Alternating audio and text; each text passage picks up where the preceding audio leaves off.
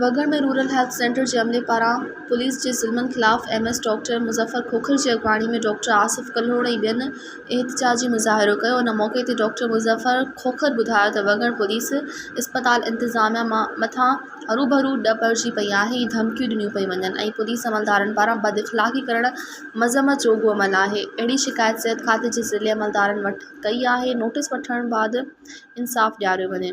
हुरा SHO वगड़ media सां ॻाल्हाईंदे ॿुधायो त कुझु ॾींहं पहिरियां बाईपास वटि रोड हादसे में कोइटा वासी गुलाब पठाण ज़ख़्मी थियो हो, जंहिंखे इस्पताल खणाए आयसि त चौकीदार खां अलावा ड्यूटी ते को बि ज़िम्मेवार डॉक्टर मौजूदु ई न हुयो ऐं इलाज न थियण करे ज़ख़्मी तड़पी तड़पी फ़ौत थी वियो हो।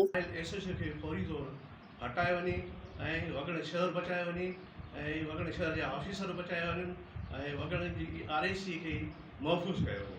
अच्छा, इन का दरख़्वास्त तव्हां DSP वटि काथे दाख़िल कराई आहे? बिल्कुलु इन जी एप्लीकेशन मां CC में ॾिनी SSP साहब खे CC में सभिनी खे रखियो, IG सिंध, DIG सिंध लाड़काना ऐं commissioner Larkana, deputy commissioner Larkana, असांजे DHO साहिब जेको आहे हेल्थ डिपार्टमेंट जो उनखे इहे मां सभिनी ताईं कापियूं पहुचाए छॾियूं। घर में गाड़ियूं कढणु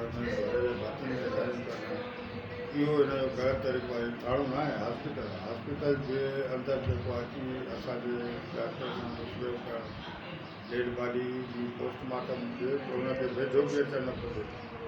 असां हिन लाइ एहतिजात था कयूं त हिन जो तदारक मथे नेब वारनि खे हिन डॉक्टर जी इंक्वायरी कई वञे ऐं हिन जूं क्लिनिकूं चेक कयूं वञनि, हिन जो जेकी बि हिननि जी प्रॉपर्टी आहे चेक कई वञे, हिननि जी हैसियत छा आहे ऐं हिननि जी क्लिनिकूं ऐं ड्यूटी छॾे तव्हां क्लिनिकूं ॻाल्हायो, हिन जो लेब इंक्वायरी करे ऐं हिन जे ख़िलाफ़ु सख़्तु डिपार्टमेंटली एक्शन खयो वञे। 10 मिंट बि न लॻा हुनखे घरूं अचण में, वरी उनखे अचे घटि वधि ॻाल्हायईं ऐं चई जेको आहे डेड बॉडी खां परते थी, छो जेको आहे तुंहिंजी ड्यूटी न आहे त छो आयो आहे? उहो चए थो साईं मां हिनमहिल आयो आहियां, ड्यूटी बिल्कुलु मुंहिंजी न आहे, ड्यूटी ॿिए जी आहे असांजी MO जी, पर मां आयो आहियां त मूंखे तव्हां छॾियो पोस्टमार्टम करण ॾियो ऐं जेको दानिशनामो आहे तव्हां उहो ॾियो त मां डेड बॉडी खे पोस्टमार्टम कयां ऐं अॻिते कानूनी कार्रवाई कयां। मज़ीद ख़बरनि ऐं तफ़सीलात लाइ विज़िट कयो असांजी वेबसाइट www.awamiNewsHD.com ऐं ॾिसंदा रहो अवामी न्यूज़ HD।